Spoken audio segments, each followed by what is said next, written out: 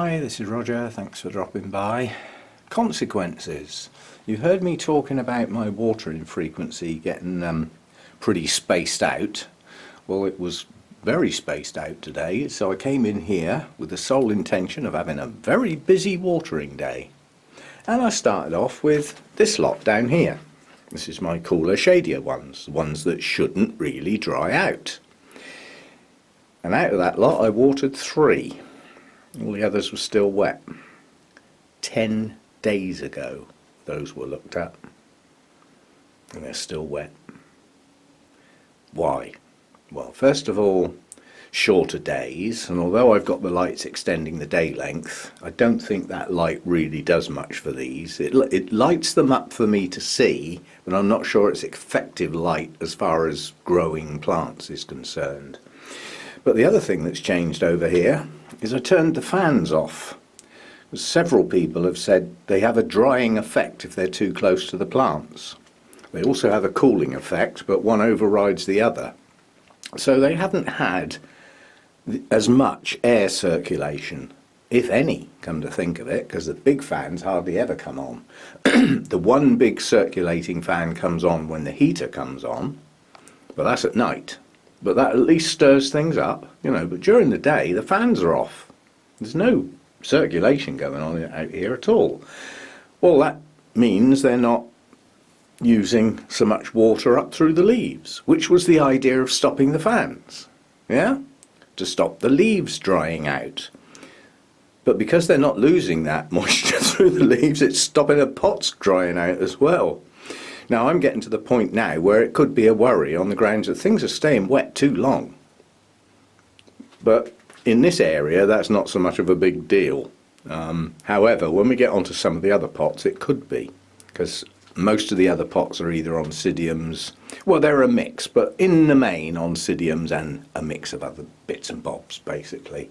And those that aren't doing much, well, letting those go dry for a day or two is not the end of the world. In fact, it's probably better than leaving them wet. But there's consequences. We've all been looking at my Sotoanum, which unfortunately is going now, and we've all been looking at the pretty blooms, haven't we? Anybody had a look at the plant lately? The pseudobulbs are totally desiccated, and look at the leaves. They've closed in, totally dehydrated. And what have I said about when a plant's active and doing stuff? Because I've been changing my watering cycles, this one is not getting anywhere near enough water. And when I picked it up out of its black pot this morning, it was dust dry. That's not a good thing to do to a plant like this. Now, whether these bulbs will ever plump up again, I don't know. They may not, but as the blooms are going over, it won't be too long and the new growths will start. One's already started. So providing I don't stall those, the newer parts of the plant, of which there should be quite a few, I think this pushed up either 4 or 5 new growths, so in theory it should do at least that again. As long as I haven't knocked too much strength out of the plant. But boy, is this desiccated.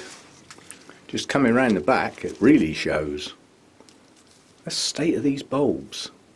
Now, that may never recover properly. So consequences, you change your watering cycle and the mindset that goes with it, but there'll always be some exceptions. Now, that was quite a bad exception. That should have been dealt with. That should have been, you know, watered a lot more frequently, and it didn't. Consequences.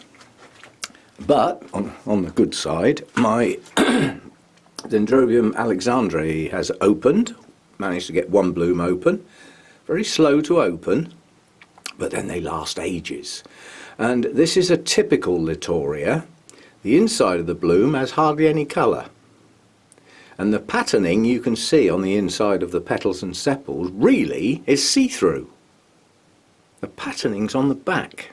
So the buds look great, but the inside of the bloom doesn't look so good until you look at the lip. Now I don't know whether I can hold that still enough to get in close, but the colouring on that lip is stunning. It's the deepest of purples. And on the main part of the lip, that's purple on green. And that combination on this plant works. And then that green fades to a paler colour with a white tinge round that sort of hood that's at the back of the lip. But it's still got the deep purple markings. Looks like it comes from another planet. It's absolutely gorgeous. And we've got another one just opening and another 3 to go. That's my only Latoria type that didn't go downhill when all the others did. What was special about that one? I don't know. Probably never will. But that one didn't dump all its leaves. And it stayed in a pot and didn't get mounted. It did okay. It survived the heat. It survived being in a pot through a cold winter. And still it's okay. You just can't tell, can you? Anyway, following on from Sunday's chat and viruses stuff, I've been in contact with a company that can supply the test kits. I don't like the price, but if that's what they are, then that's what they are.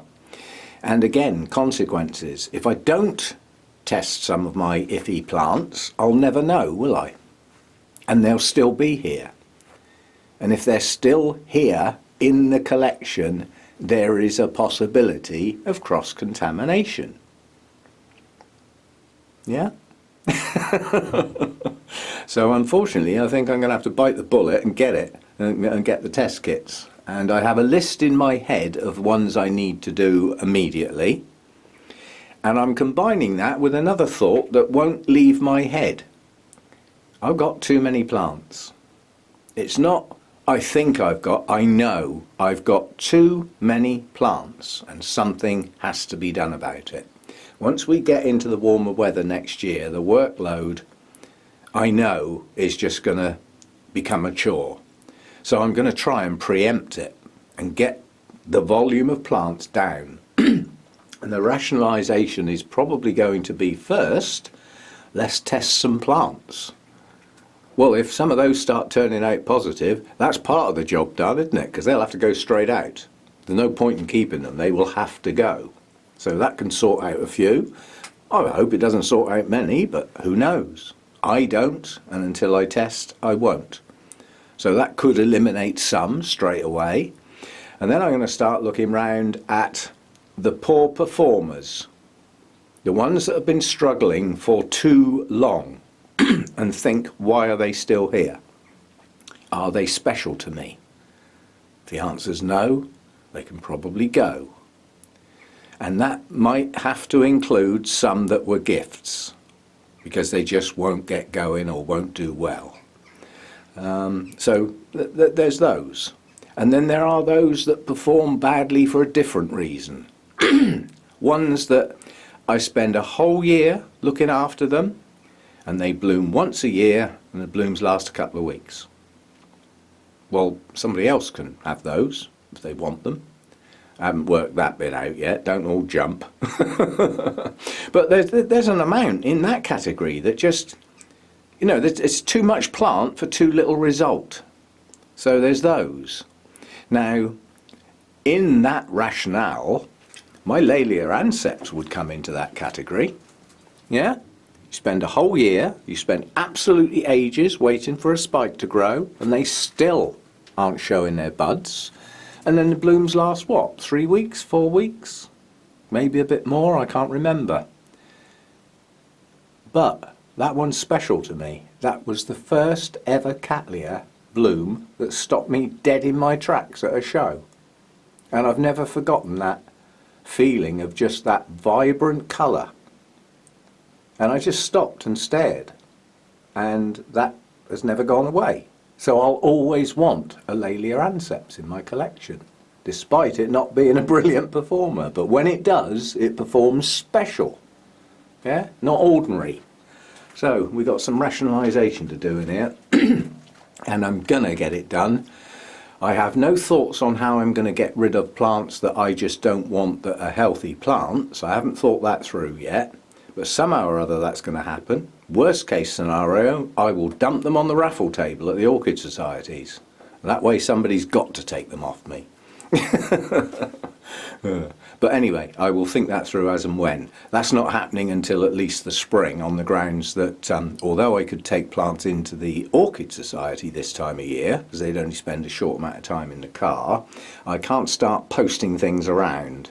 So that'll have to wait for a bit. But it's going to happen. I've got to get sorted out in here. And, you know, where I've got 4 or 5, like, you know, I think I've got about 6 or 7 Restrepias. Well, do I need that many? Well, 2 of them are special. They belong to my daughter. It took me a long time to recover those from no roots and nearly dead. And they don't really belong to me. You know, one day my daughter may have an environment where she can have those back. So those have got to stay, but maybe not the others. So, yeah, rationalisation. Just in the middle of what was going to be a busy watering day and now isn't. So all I've actually watered is the holy clay pots. The mounts are going to wait till tomorrow. There's no heat in here. There's no bright light. This stuff's just slowed right down, which is typical. But normally in the UK winter you get a good smattering of bright days, what I call bright, sharp days. So you might get a frost in the morning, but the sun's out. We're just not getting that. We're just not getting any sun. So it's just staying dull all day long. This is still looking good. See, now this plant struggled for ages and hasn't bloomed for, I think, 3 years. But it has now. And this one is potentially on the list. That depends entirely on how long these gorgeous blooms last.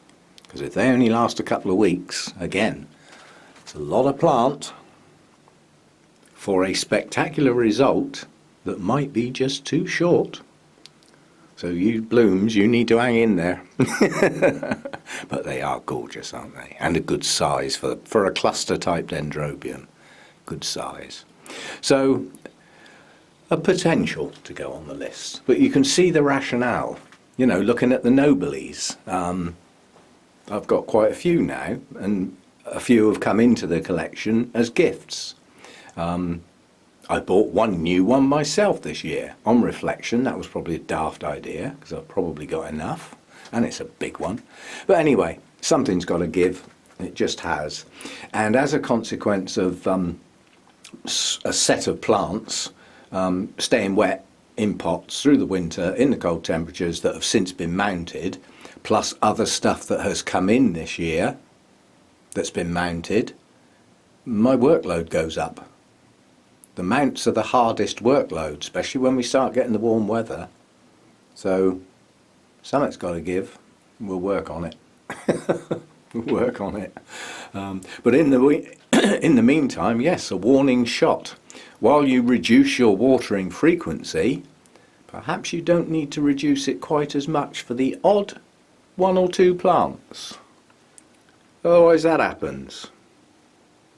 That could have ruined what was a stunning plant by just not keeping my eye on it and just walking past thinking pretty blooms, gorgeous fragrance, and forgetting there's a plant underneath them blooms. Yeah. Anyway, that's enough of me waffling. I'll see you next time. Bye for now.